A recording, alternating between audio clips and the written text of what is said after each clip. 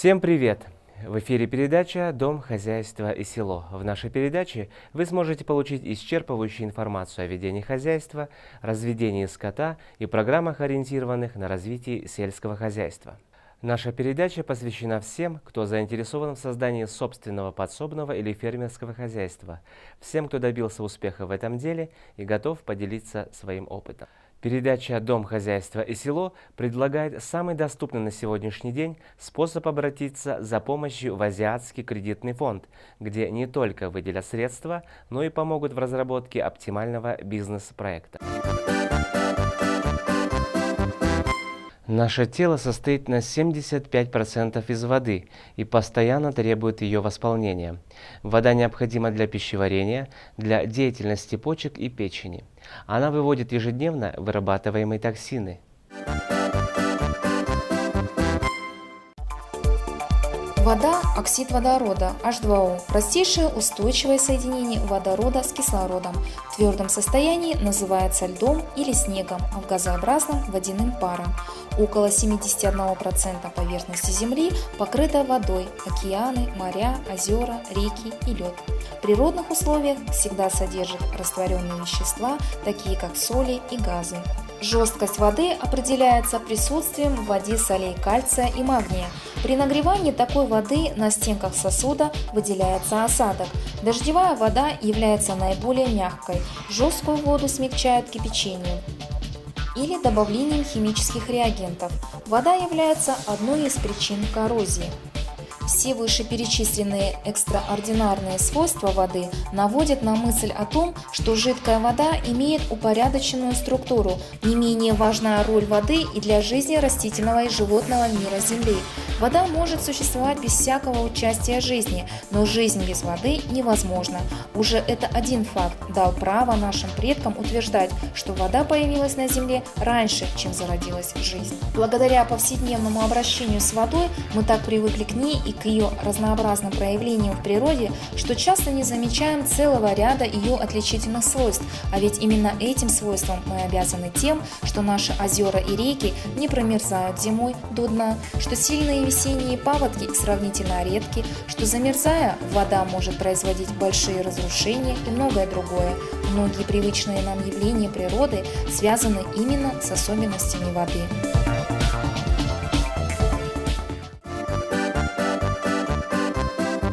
Меня интересует, какие фильтры для чистки воды более эффективны. Можно ли пить воду из-под крана?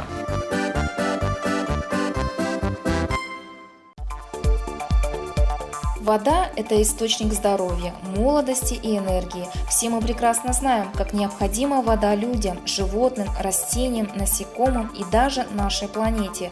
С водой зародился мир, и в этом мире живем мы. Но мы даже не подозреваем, насколько важно пить чистую, полезную воду. Ту воду, которую человек может употреблять, она, в принципе, разделяется на 4 составляющих, которые, как говорится, определенные люди делят для себя. Это столовая вода, которую можно потреблять постоянно в течение дня без ограничений, то есть с той периодичностью, которая человеку необходима, то есть требует организм.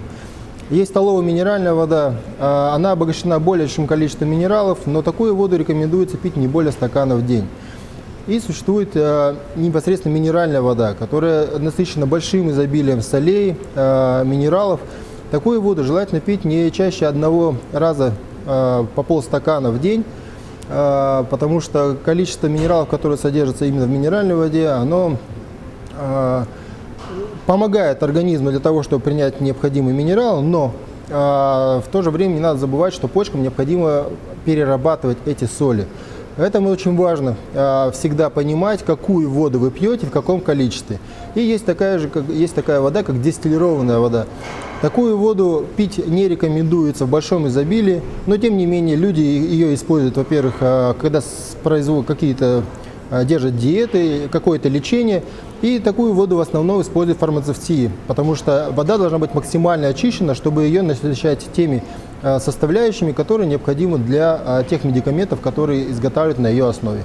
Город Алматы у нас на 20% обеспечен питьевой водой из поверхностных источников. Это реки, которые у нас образуются в результате таяния ледников. И 80% это подземные источники,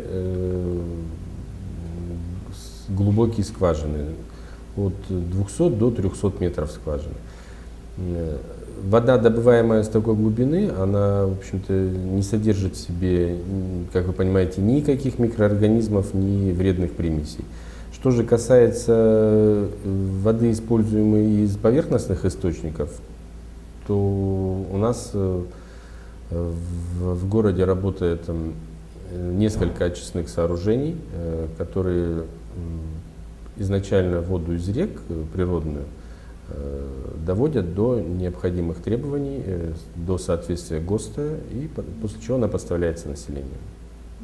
Именно природная вода, она содержит в себе все необходимые микроэлементы, и модное использование в последнее время бутилированной или так называемой талой, озонированной воды может привести к тому, что человек будет употреблять воду абсолютно без содержания каких-либо микроэлементов, что впоследствии может нанести больше вреда организму, чем пользу. Вода есть повсюду. Не составит труда употреблять ее в любых необходимых количествах. Особенно важен стакан воды с утра, так как пока вы спали, ваш организм был лишен притока воды в течение нескольких часов. Не стоит начинать день с крепкого чая или кофе. Начните его лучше со стакана чистой воды. Крепкие напитки, чай и кофе, являются диуретиками и, соответственно, способствуют выделению жидкости из организма. Хотя вначале эти напитки вроде бы утоляют жажду, но лучше пить компоты, соки или же простую воду. Минеральная вода, практически все минеральные воды, если мы говорим про естественную минерализацию, то она получается из недр земли. То есть делаются буровые скважины, которые добывают эту воду из недр земли. Вода, проходя все слои земли, она обогащается теми минералами, которые есть непосредственно в земной почве. Соответственно, эту воду, в зависимости от разных районов, она будет обогащаться различным количеством минералов. И, как я сказал перед этим, эту воду надо пить аккуратно. То есть, если она сильно минерализирована, то, соответственно, эту воду нельзя пить в больших количествах и каждый день. Если это вода средней минерализации, соответственно, ее можно принимать для постоянного поддержания организма и, тем более, очень хороша в период реабилитации, после болезни. Тогда человек компенсирует тот запас жизненно необходимых минералов, которые необходимы для него для дальнейшего проживания и, соответственно, безболезненного существования. Ну, как я сказал, у нас в городе это либо талая вода с ледников, здесь содержатся все природные компоненты, которые находятся в нашей предгорной местности, горной и предгорной местности. Ну, и, как я уже говорил, запас подземных вод. Но та глубина, с которой берут воду для населения, это порядка 300 метров, ну, это фактически стерильная вода, только обогащенная микроэлементами, которые находятся, опять-таки, в почве нашего региона. Употреблять минеральную воду можно только по назначению врача в определенных дозах, ведь это своего рода лекарство. Причем, если для одного органа оно может быть полезным, то для другого убийственным. Именно поэтому ее нельзя пить при обострении хронического гастрита или язвенной болезни. Эффект будет обратным.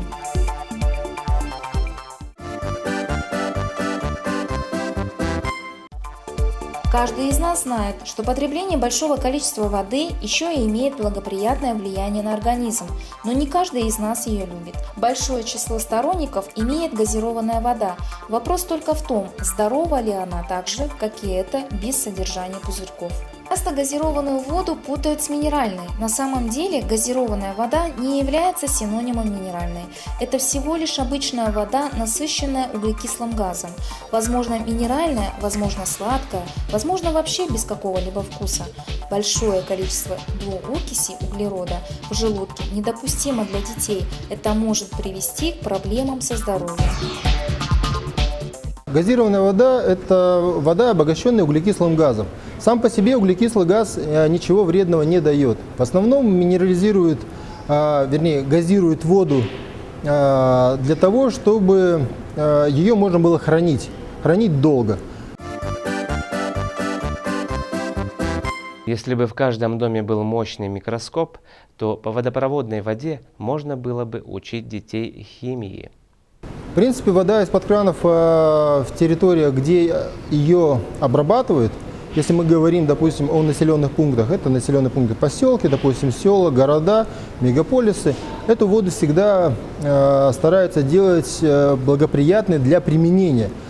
Если мы говорим о постсоветском пространстве, включая Казахстан, соответственно, она должна соответствовать санитарным нормам, Санпин. Есть такие нормативы, которые выдвигаются требованиями. И, соответственно, после этого воду можно употреблять. Но, к сожалению, для того, чтобы вода была безопасной, ее обогащают хлором. То есть, получается, в воде содержится достаточно большое количество хлорсодержащих соединений. Плюс, потому что вода от потребителя находится на достаточно большом расстоянии, соответственно, она соединена между ними трубами. Трубы, к сожалению, опять-таки, не все участки пластиковые. Многие участки были сделаны достаточно давно из металла, и, соответственно, они не менялись. И по всему маршруту, который вода идет от начала, как говорится, скважины или непосредственно с гор, по трубам, она, кроме того, что обогащена хлорсодержащими соединениями, она еще и обогащается тяжелыми металлами, ржавчиной, слизью, которая есть уже непосредственно в трубах. Поэтому такую воду напрямую просто пить не рекомендуется. Действительно, вместе с водой из-под крана мы получаем всю таблицу Менделеева, начиная от хлора и заканчивая свинцом и ртутью. Реклама подсказывает, хотите пить чистую воду, купите фильтры для очистки воды. Однако далеко не каждый фильтр можно назвать эффективным и удобным в использовании. Я могу объяснить, опять-таки, все упирается в возможности. Конечно, мы настаиваем, не настаиваем, мы рекомендуем системы с отдельным краном. Это удобно, потому что вы можете всегда набрать столько воды, сколько вам надо. Отдельный кран позволяет вам не занимать, как я сказал, место лишнего пространства, но возможности человека ограничены, и мы понимаем, что у каждого человека есть определенные требования, как говорится, к своему бюджету и к здоровью. Если количество людей небольшое, вне зависимости, это село или это город, то, конечно, можно обойтись простейшими, как говорится, фильтрами. Необходимо понимать, сколько человек будет потреблять воды в сутки, соответственно, семья сколько будет потреблять. Исходя из этого, желательно выбирать. Поэтому нет ограничений, село или город. Если давление есть, если вода есть, соответственно, ей можно пользоваться. Выберите подходящий вам фильтр очистки воды, такие как фильтр – это насадка на кран, фильтр – кувшин, стационарную систему очистки воды с отдельным краном для питьевой воды, фильтр предварительной очистки воды, а также систему водоподготовки для коттеджей и квартир. То приобрели фильтр и забыли про него. На самом деле не так. Все знают, что пылесос, когда чистит помещение, он, соответственно, когда-то забивается, его приходится чистить. С водой практически все то же самое. Все, что есть в воде, необходимо, соответственно, после очистки убирать. То есть это практически тот же ресурс, который изнашивается, забивается, его необходимо с периодичностью менять. В зависимости от модификации фильтр меняется от 300 литров, 1000 литров, 6000 и, допустим, 8000 литров. То есть через этот период времени, мы если исключаем магистральный фильтр меняется от 25 до 40 тысяч литров.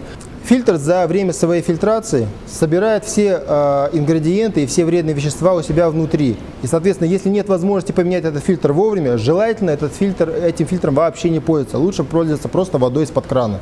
Потому что весь канцероген, который собрался в фильтрах, он начинается обратно выдаваться через эту воду уже непосредственно в кран.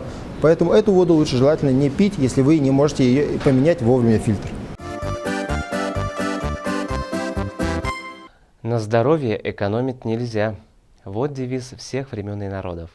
Однако на здоровье экономить не только можно, но и нужно. Вместо того, чтобы, к примеру, покупать дорогую бутилированную воду, нужно просто здраво взвесить все плюсы и минусы такой воды, рассчитать оптимальное соотношение вода-качество. А теперь давайте узнаем среднюю стоимость бутилированной воды по Казахстану. Теперь давайте устроим своеобразный тест фильтров для воды и сравним воду из фильтра и воду в бутылях по стоимости. Соответственно, когда начинаешь считать суммарно, мы понимаем, вода бутилированная, она стоит от 10 до 50 тенге за литр, в зависимости от упаковки. Осмотическая установка в быту, она будет обходиться вам, если первый год мы раскидаем потребление ваше на литры, мы получим, что цена литра обойдется вам от 12 до 14 тенге за литр. Последующие года будете платить только фильтр, сменные модули, которые будут изнашиваться. И, соответственно, стоимость воды будет обходиться от 3 до 4 тенге.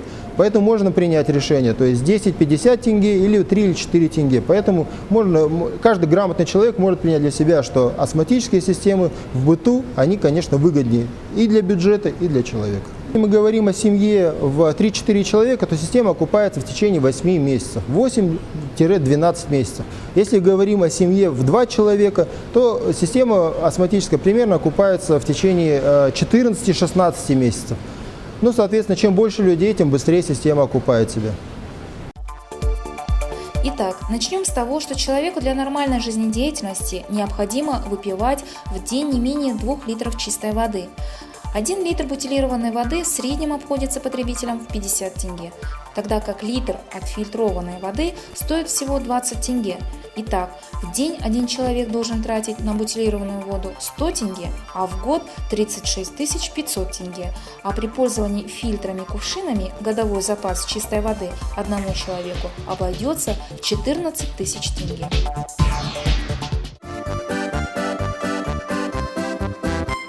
А теперь давайте узнаем мнение казахстанцев о том, какую же воду они предпочитают употреблять. Я больше предпочитаю бутилированную воду, потому что она удобна. В каком плане? То есть ее можно приобрести в любом из магазинов нашего города. А если говорить о фильтрах, которые очищают нашу воду, они в основном находятся в домах, либо в офисах. А так как я человек не офисный, скажем так, то, соответственно, по моему образу жизни лучше и предпочтительнее, наверное, все-таки вода бутилированная. В первую очередь я со своей семьей стараюсь не пить воду из-под крана, так как вода в ней сильно хлорированная. Я считаю, что использовать фильтры для очистки воды выгоднее, чем покупать очищенную бутилированную воду. Только надо не забывать менять фильтры, а так, в принципе, выгоднее использовать фильтры.